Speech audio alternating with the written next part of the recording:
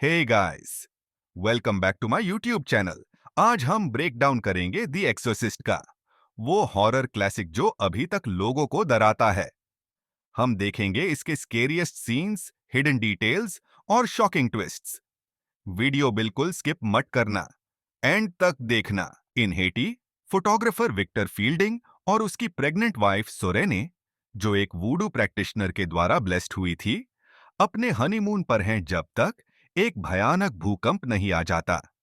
सोरेने को गंभीर चोट लगती है और पैरामेडिक्स विक्टर को बताते हैं कि उसे अपनी पत्नी या अपने बच्चे में से एक को बचाने का चुनाव करना होगा। 13 साल बाद सोरेने की डेथ के बाद विक्टर का भगवन में विश्वास चला गया है और वो जॉर्जिया में अपनी बेटी एंजेला को अकेला पाल रहा है। एक दिन स्कूल के बाद एंजेला अपनी बैप्टिस्ट दोस्त कैथरीन वेस्ट के साथ जंगल में एक इजलास करने जाती है, जिसमें वो अपनी मां से संपर्क करने का ट्राई करती है। दोनों लड़कियां गायब हो जाती हैं और 3 दिन तक उन्हें ढूंढने का अभ्यास चलता है। तीसरे दिन उन्हें एक आउटहाउस में पाया जाता है। भले ही वे साइकोलॉजिकल रूप से डिफिकल्ट सिचुएशन में हैं, वो दिखती तो नॉर्मल ही हैं, सिर्फ उनके पैरों में जलने के निशान होते हैं। अगले दिन घर पर एंजेला विक्टर पर हमला करती है और कन्वल्शंस का शिकार होती है, जबकि कैथरीन चर्च की सर्विस के दौरान एक आउटबर्स्ट करती है जब होली कम्युनियन का सैक्रामेंट मनाया जा रहा होता है। विक्टर एंजेला को हॉस्पिटल में एडमिट करता है, जहां उनकी पड़ोसी नर्स एन उसकी देखभाल करती है। कैथरीन की मां मिरांडा अंदाजा लगाती है कि लड़कियां नरक गई थी और अपने साथ एक डीमन वापस ले आई हैं। लड़कियों की सिचुएशन और खराब होती है। एन को लगता है कि एंजेला पर भूत का कब्जा है, जब एंजेला एन के नोविस के रूप में नून बनने के एक्सपीरियंस और उसके सीक्रेट अबॉर्शन के बारे में जानकारी रिवील करती है।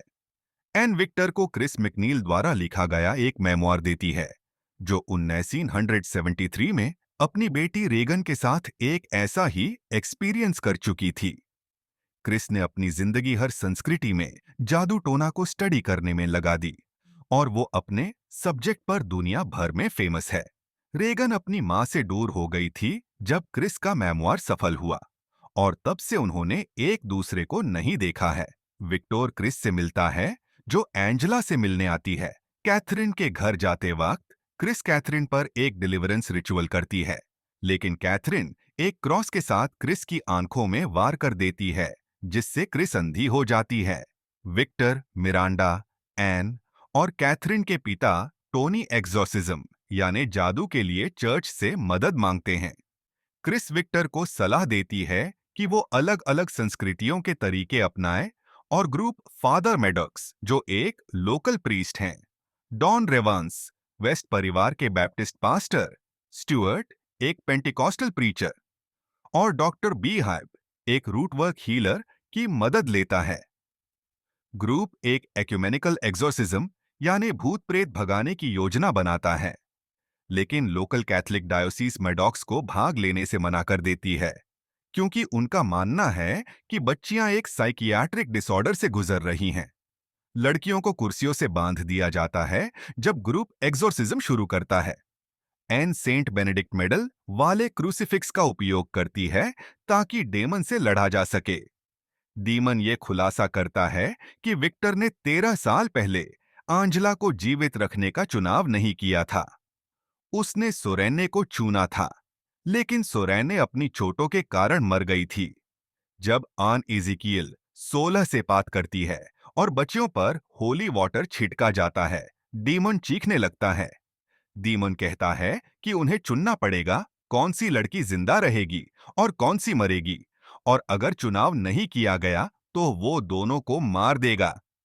मिरांडा और विक्टर दोनों एक दूसरे के बच्चे को त्याग करने से इनकार करते हैं, लेकिन मैडॉक्स, जिसका मन बदल जाता है, ग्रुप के साथ फिर से जुड़ता है। मैडॉक्स रोमन रिचुअल से पात करता है, लेकिन द एमोन टेलीकिनेटिकली उसकी गर्दन तोड़ देता है और उसको मार देता है। विक्टर अपना विश्वास वापस पाता है और बचपन में सिखाया गया लॉर्ड्स प्रेयर प्रार्थना शुरू करता है।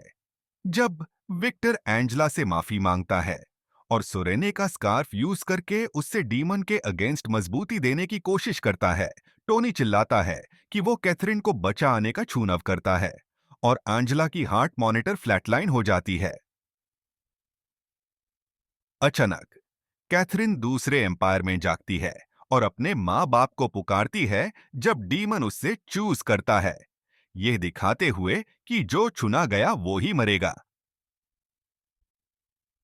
डीमन कैथरीन को नरक में खींच लेता है, जबकि एंजेला दोबारा सांस लेने लगती है। पुलिस पहुंचती है जब मिरांडा और टोनी कैथरीन को जिंदा करने में असफल रहते हैं और विक्टर अपनी बेटी से रोते हुए मिलता है। इस घटना के बाद एंजेला स्कूल वापस जाती है। मिरांडा और टोनी शौक मनाते हैं और विक्टर सोरेने की कब्र पर जाता है। हॉस्पिटल में क्रिस का रियूनियन रेगन के साथ होता है, जो अपनी मां को माफी दे देती है।